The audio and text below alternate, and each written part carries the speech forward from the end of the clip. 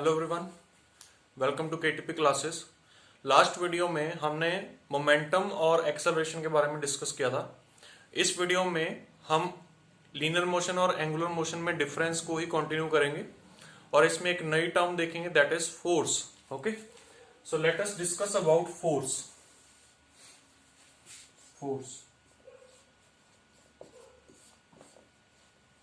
Force is very important term as per your engineering subjects point of view.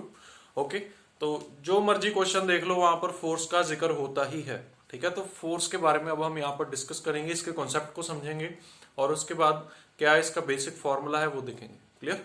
ये force is simply the rate of change of momentum, rate of change of momentum with respect to time. Rate of change of momentum with respect to time is called force. Okay, और simply आप ये भी बोल सकते हैं push और पुल is called force. जब भी हम किसी बॉडी को पुश करते हैं या फिर पुल करते हैं तो पुशिंग और पुलिंग में हम कुछ अप्लाई कर रहे होते हैं, दैट थिंग जो आप अप्लाई कर रहे हो वो फोर्स है। ठीक है, क्लियर? सो फोर्स इज, और यू कैन से अगर इन टेक्निकल टर्म्स बोले तो हम क्या बोलेंगे, it is the rate of change of momentum with respect to time. Okay, see हमारे पास एक बॉडी है which has mass m and it is moving with velocity v। Okay, एक मास m की बॉडी है जो कि v वेलोसिटी से मूव कर रही है। ये v वेलोसिटी से ही मूव करती रहेगी सदा के लिए अगर इस पे कोई फोर्स अप्लाई ना हो। ठीक है, एक बॉडी जिसका मास m है और वो v वेलोसिटी से मूव कर रही है, वो v वेलोसिटी से ही मूव करती रहेगी जब तक उस पे कोई ना कोई फोर्स एक्ट नहीं करेगी। ओके, सो लेट अस से यहां पर एक फोर्स एक्ट हुई, एक पुश मिला बॉडी को। पुश मिलने के बाद क्या होगा, बॉडी की वेलोसिटी चेंज हो जाएगी। लेट अस से इनिशियल वेलोसिटी वाज v1 और फाइनल वेलोसिटी क्या हो जाएगी, v2। समझ आया? पहले वेलोसिटी v1 थी, अब v2 हो गई है। क्यों हुई है? क्योंकि उस पर एक फोर्स एक्ट की है विच इज f। ओके, तो फोर्स एक्ट होने की वजह से हुआ क्या एक्चुअली, इनिशियल मोमेंटम mv1 था, फाइनल मोमेंटम mv2 हो गया, मतलब मोमेंटम चेंज हो गया। मोमेंटम चेंज, देखिए चेंज ऑफ मोमेंटम लिखा मैंने यहां, मोमेंटम चेंज हो गया। और मोमेंटम में चेंज क्या हुआ, final momentum minus initial momentum, यही तो चेंज हुआ है, change in momentum. This is change in momentum. और with respect to time, let us say this was the condition at time t1 and this was the condition corresponding to time t2। तो final momentum की condition क्या है, t2 पे है, और initial momentum कब था, t1 पे था। तो change of momentum with respect to change in time, this will be called as force. समझ आया? Force will be the rate of change of momentum with respect to time. Force की वजह से बॉडी का momentum change होगा और body तब तक उसी वेलोसिटी से, जिस वेलोसिटी से वो इनिशियली थी, उसी वेलोसिटी से मूव करती रहेगी अनलेस और अनटिल उस पर कोई फोर्स अप्लाई होती है। अब आप बोलोगे कि सर अगर हम किसी बॉल को with some initial velocity move करवा दें तो वो रुक क्यों जाती है कुछ टाइम के बाद? क्योंकि बेटा उस पर एक फोर्स अप्लाई हो रही है जो कि फ्रिक्शन फोर्स है, तो फ्रिक्शन फोर्स की वजह से वो रुक जाती है। तो अगर कोई फोर्स नहीं है तो उस केस में वो बॉडी जो है that will continue to move with velocity v1। Okay, समझ आया? जहां पर भी फोर्स अप्लाई होती है तो वहां पर चेंज इन वेलोसिटी होता है, और जब भी चेंज इन वेलोसिटी होता है तो देयर इज सम एक्सेलरेशन। हमने लास्ट वीडियो में देखा, जहां पर भी चेंज इन वेलोसिटी आता है उसमें मतलब क्या हो रहा है, वहां पर एक्सेलरेशन हो रहा है। हमने यहां पर पुशिंग फोर्स लगाई थी, मतलब मोशन के फेवर में फोर्स लगाई थी, जिस तरफ मोशन हो रहा था उसके फेवर में फोर्स लगाई थी, तो बॉडी में क्या आई, एक्सेलरेशन आई, वेलोसिटी इंक्रीज की। अब अगर मोशन के अगेंस्ट फोर्स लगा दें मोशन के अगेंस्ट फोर्स लगा के देखो तो क्या होगा, वेलोसिटी डिक्रीज कर जाएगी, v2 will be less than v1। Okay, so देखिए सबसे पहले तो मैं यहां पर फॉर्मूला डिराइव करता हूं, final momentum is mv2 minus initial momentum is mv1 upon t2 minus t1, और you can see mv2 minus v1 upon t2 minus t1, या फिर change in velocity upon change in time क्या होता है, acceleration. Change in velocity upon change in time क्या होता है, acceleration होता है, and this is called your force, यही आपका फोर्स है।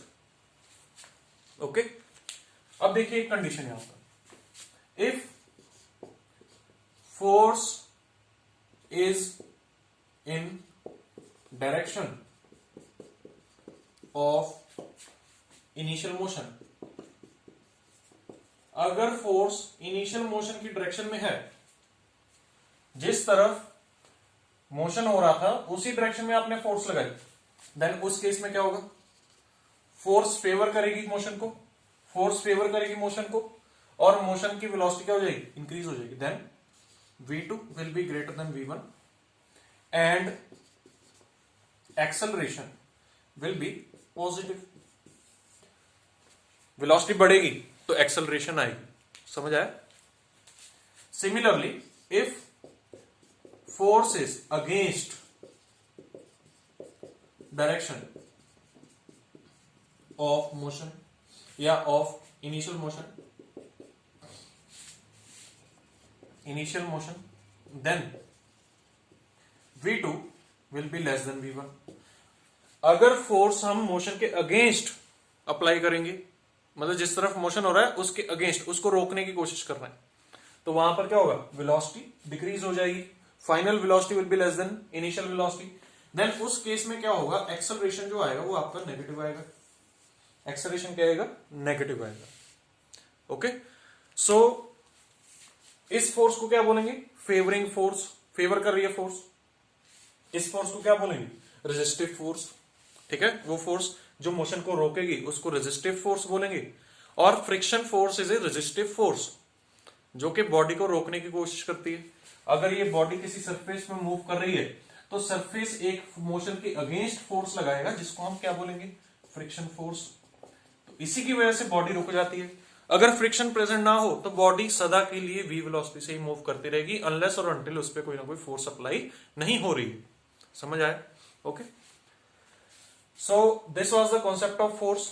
Okay, and now SI unit of force. अब हम देखेंगे SI unit of force. Force का फॉर्मूला क्या होता है, mass into acceleration, mass into acceleration.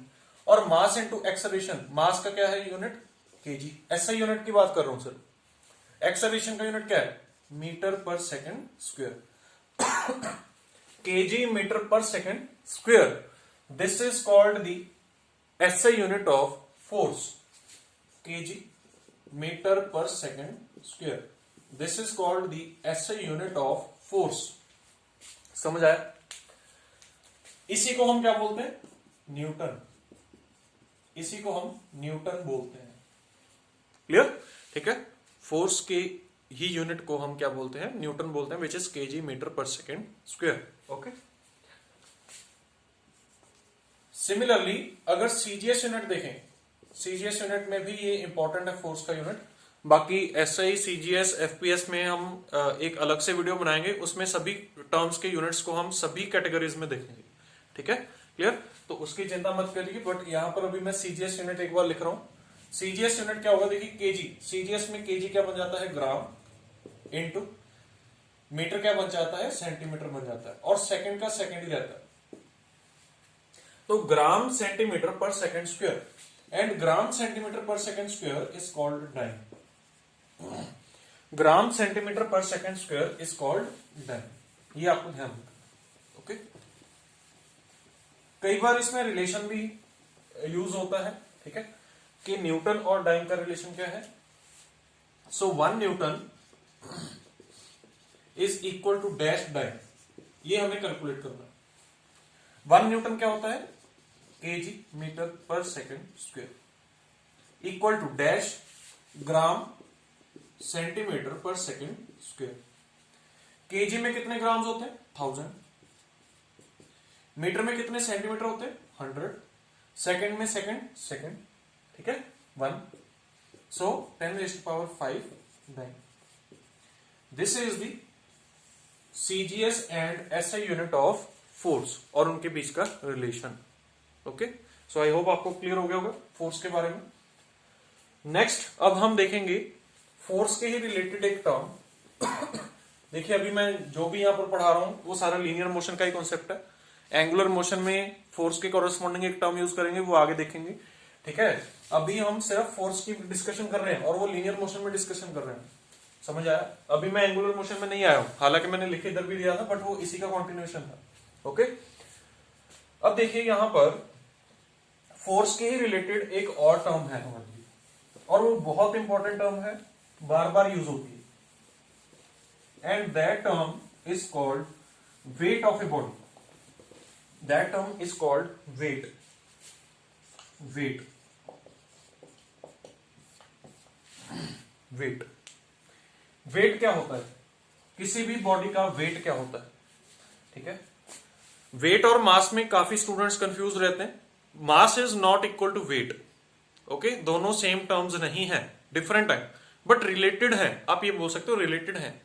मास के प्रोपोर्शनल रहेगा वेट, ठीक है, जितना मास ज्यादा होगा उतना वेट भी ज्यादा होगा, बट डिफरेंट टर्म्स हैं दोनों, ठीक है, प्रोपोर्शनल है बट डिफरेंट है। वेट क्या होता है? Weight is a force. Weight एक फोर्स है by which a body is attracted towards center of earth। एक ऐसी फोर्स जिससे अर्थ किसी भी बॉडी को अपनी तरफ खींचती है, ठीक है, एक ऐसी फोर्स जिससे कोई भी बॉडी अपनी तरफ कोई भी बॉडी को अर्थ अपनी तरफ खींचती है, उस फोर्स को हम क्या बोलते हैं? वेट बोलते हैं। Weight is equal to some mass into some acceleration. कौन सी एक्सेलरेशन आएगी? जो कि ग्रेविटी की वजह से आ रही है, अर्थ की ग्रेविटी की वजह से जो एक्सेलरेशन आएगी वो कौन सी आएगी? जी। समझ आया? फोर्स का फॉर्मूला क्या होता है? Mass into acceleration. Mass into acceleration, weight भी एक फोर्स है तो इसका भी formula mass into some acceleration होगा। और कौन सी एक्सेलरेशन आएगी? वो एक्सेलरेशन कौन सी होगी? एक्सेलरेशन जो कि ग्रेविटी की वजह से, ठीक है। तो इसीलिए हम वेट को क्या लिखेंगे? m into G. समझ आया? So mass is different thing, weight is different thing. Mass into G is weight. Mass का यूनिट क्या होता है? मास का यूनिट होता है केजी। और वेट का यूनिट क्या होता है? वेट का यूनिट क्या होगा? Weight is a kind of force. और फोर्स का यूनिट क्या होता है? न्यूटन। और हमने यहां पर भी देखा था केजी इनटू जी क्या होता है? 9.81 मीटर पर सेकेंड स्क्वायर। तो केजी मीटर पर second square which is newton. आया समझ? So this is the concept of weight. Clear? Okay. तो वेट को मास के साथ कभी भी कंफ्यूज नहीं करना है। Weight is different thing and mass is different thing. Okay, next चलते हैं अब हम एंगुलर मोशन पे। अब हम एंगुलर मोशन पे चलेंगे, ठीक है। अभी हमने डिस्कस किया लीनियर मोशन में फोर्स को, ठीक है। अब हम एंगुलर मोशन में फोर्स के कॉरेस्पॉन्डिंग एक टर्म देखेंगे। आपने अगर नोट कर लिया होगा तो आप मुझे फोर्स की डेफिनेशन एक बार रिपीट करके बताइए, फोर्स की डेफिनेशन क्या होती है, ठीक है, क्योंकि उसी की डेफिनेशन को हम अब एंगुलर मोशन में यूज करेंगे। देखिए फोर्स की डेफिनेशन क्या थी ये आप अब जानते हैं, आपने नोट्स में लिख लिया होगा, तो आप एक बार उसको देखिए डेफिनेशन को। फोर्स की डेफिनेशन क्या थी? Rate of change of momentum with respect to time, that is called the definition of force, ठीक है, क्लियर। अब एंगुलर मोशन में भी क्या होगा? Rate of change of angular momentum with respect to time. Force क्या था? Rate of change of momentum with respect to time. इधर एक टर्म आएगी एंगुलर मोशन में जिसको हम क्या बोलेंगे, rate of change of angular momentum with respect to time. समझ आया? और वो टर्म क्या होगी, अगर आपको पता है तो आप कमेंट सेक्शन में लिखिए, ठीक है, पॉज करके वीडियो को, या फिर सोचिए कि क्या होगी वो टर्म। ठीक है, अब मैं यहां पर बताने जा रहा हूं वो टर्म को हम बोलेंगे टॉर्क, और मोमेंट भी बोल सकते हैं।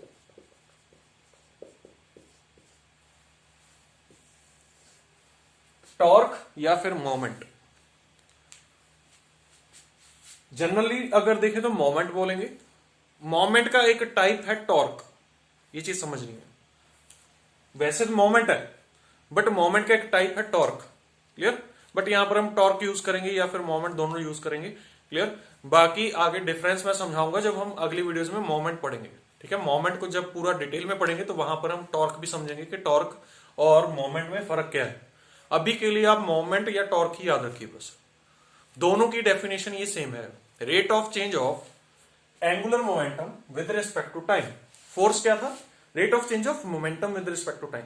जब एंगुलर मोमेंटम की बात आएगी तो क्या बोलेंगे, टॉर्क या फिर मोमेंट।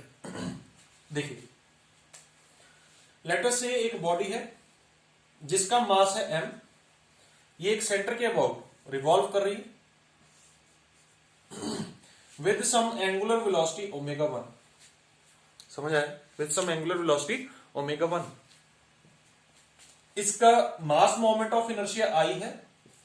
अभी के लिए आप बस मास मोमेंट ऑफ इनर्शिया याद रखिए, ठीक है, आगे हम इसको डिटेल में पढ़ेंगे। अभी के लिए बस जो मैंने पीछे फॉर्मूला बताया था मास मोमेंट ऑफ इनर्शिया का, बस वही आप ध्यान रखिए।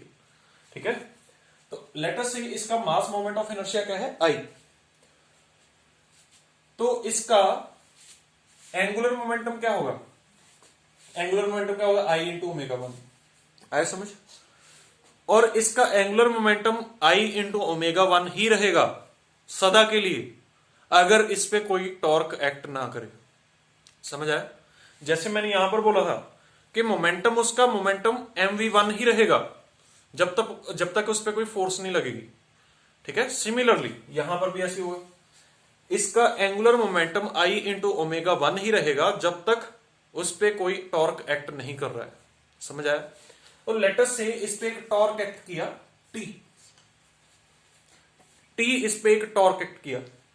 अब जैसे ही T टॉर्क एक्ट करेगा तो कुछ टाइम के बाद इसकी एंगुलर वेलोसिटी चेंज हो जाएगी, ओमेगा 2 होगी। वो डिपेंड करेगा कि ओमेगा 2 बड़ा है या छोटा है, किस पे डिपेंड करेगी, टॉर्क की डायरेक्शन पे।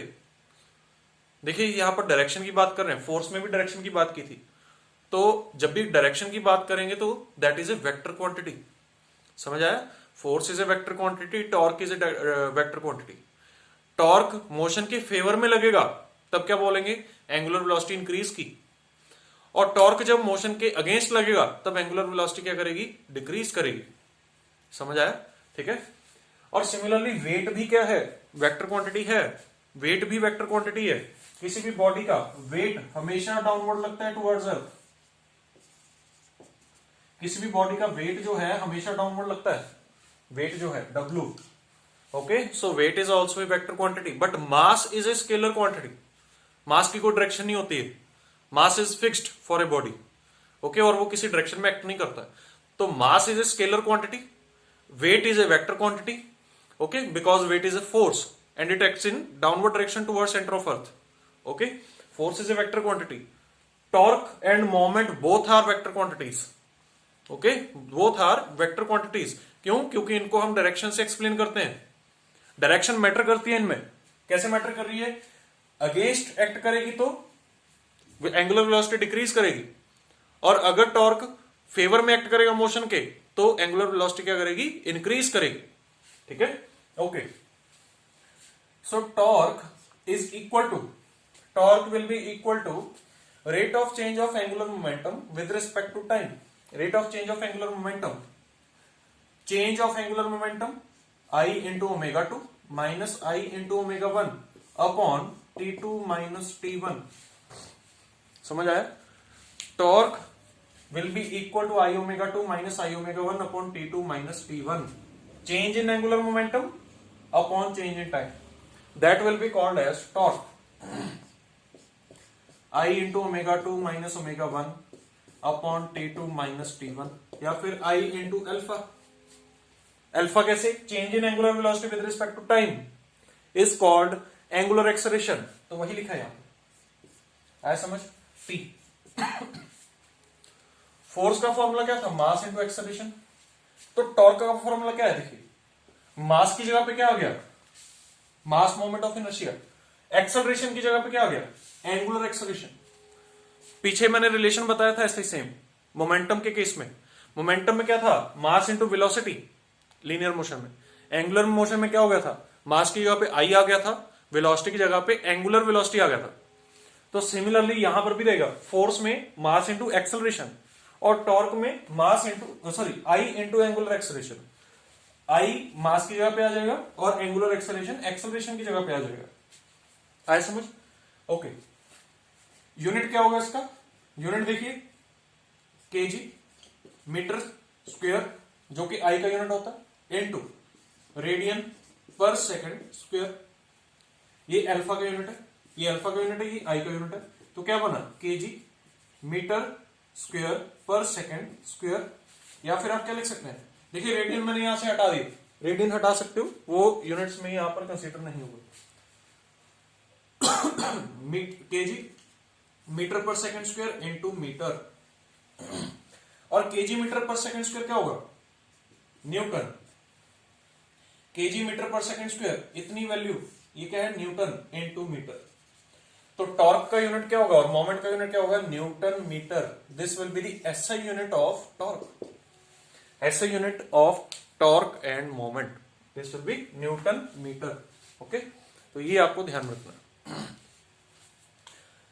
देखिए, कोई भी बॉडी रिवॉल्व करना कंटिन्यू रखेगी जब तक उस पर कोई ना कोई टॉर्क नहीं आएगा, ये चीज आपको ध्यान रखनी। सिमिलरली कोई भी बॉडी लीनियर मोशन में कांस्टेंट वेलोसिटी से चलती रहेगी जब तक उस पर कोई ना कोई फोर्स एक्ट नहीं करेगी। समझ आया? तो ये दो चीजें आपको यहां पर ध्यान रखनी है। ओके, टॉर्क का यूनिट, फोर्स का यूनिट। देखिए फॉर एग्जांपल फैन की बात करते हैं। फैन को आपने स्विच ऑफ किया, चल रहा था फैन, आपने उसको स्विच ऑफ कर दिया। अब आप नोटिस करेंगे कि उसकी वेलोसिटी लगातार डिक्रीज करते जा रही है, स्लो होते जा रहा है फैन। हम कोई एक्सटर्नल टॉर्क तो लगा नहीं रहे हैं अपनी तरफ से, फिर भी वो स्लो हो रहा है। अब वो स्लो क्यों हो रहा है? उस पर कोई एक्सटर्नल टॉर्क तो लग नहीं रहा है, बट वहां पर आपको वो टॉर्क इनविजिबल है। वो टॉर्क कौन सा लग रहा है वहां पर? वो एयर लगा रही है। एयर एक रेजिस्टेंस प्रोवाइड कर रही है to the fan motion. Okay, जो कि फ्रिक्शन ही है एक तरह से। फ्रिक्शन की वजह से ही वहां पर क्या हो रहा है? देखिए बियरिंग्स जो है उसके ऊपर बियरिंग्स भी हैं फैन के ऊपर, तो बियरिंग्स में भी कुछ ना कुछ मोशन में रेजिस्टेंस आ रही है फ्रिक्शन की वजह से। एक तो वो फ्रिक्शन होगी, ऊपर से जो एयर है, तो एयर भी क्या कर रही है? उसको रोकने की कोशिश कर रही है।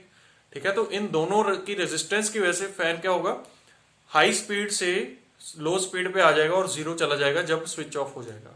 Clear? So this was the concept of torque and force. Okay, so next video में हम आगे देखेंगे जो अगली टर्म्स है लीनियर मोशन और एंगुलर मोशन में। तो टिल देन थैंक यू।